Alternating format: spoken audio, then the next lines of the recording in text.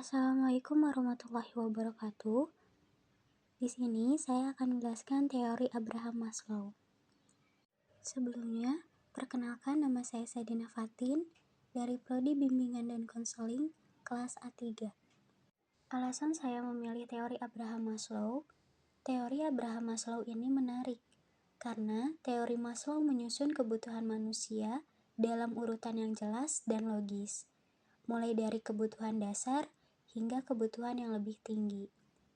Ini memberikan gambaran yang sistematis tentang bagaimana kebutuhan manusia bekerja dan saling terkait. Pendekatan bertingkat ini memberikan pemahaman yang lebih mudah dipahami mengenai motivasi manusia. Di sini ada biografi Abraham Maslow.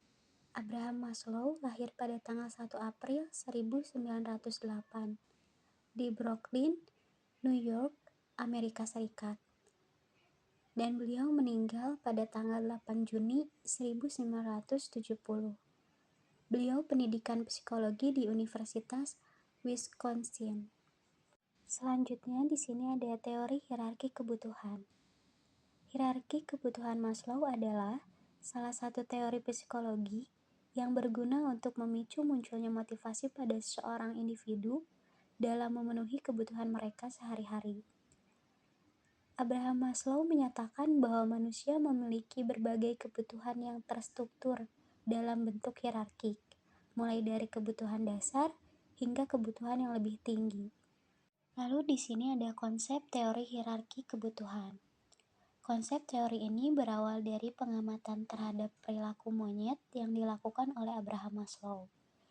Dari pengamatan tersebut, Abraham Maslow mendapatkan sebuah kesimpulan berupa ada beberapa kebutuhan yang akan lebih diutamakan dicapai oleh seorang individu daripada kebutuhan lainnya.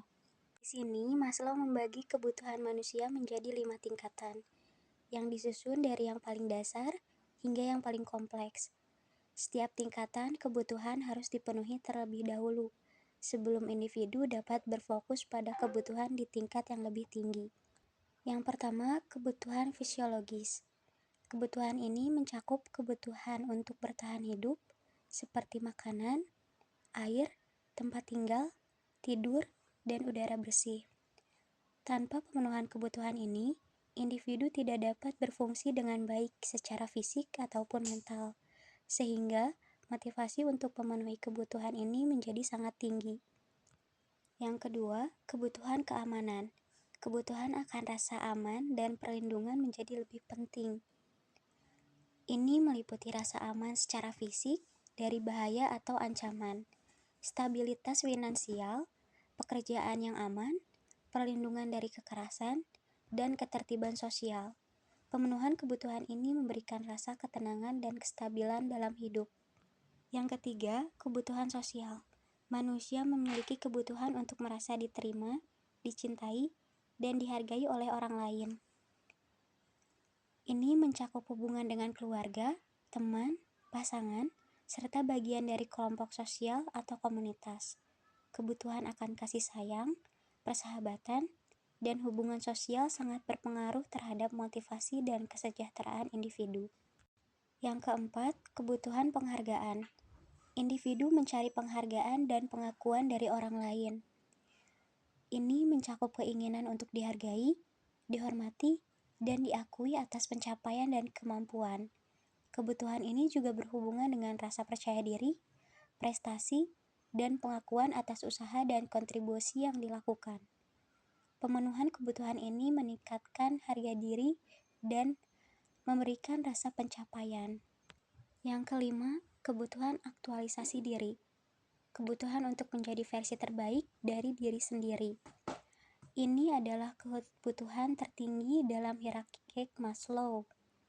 Pada tingkatan ini, individu berusaha untuk mewujudkan impian, kreativitas, pencapaian pribadi, dan pertumbuhan diri.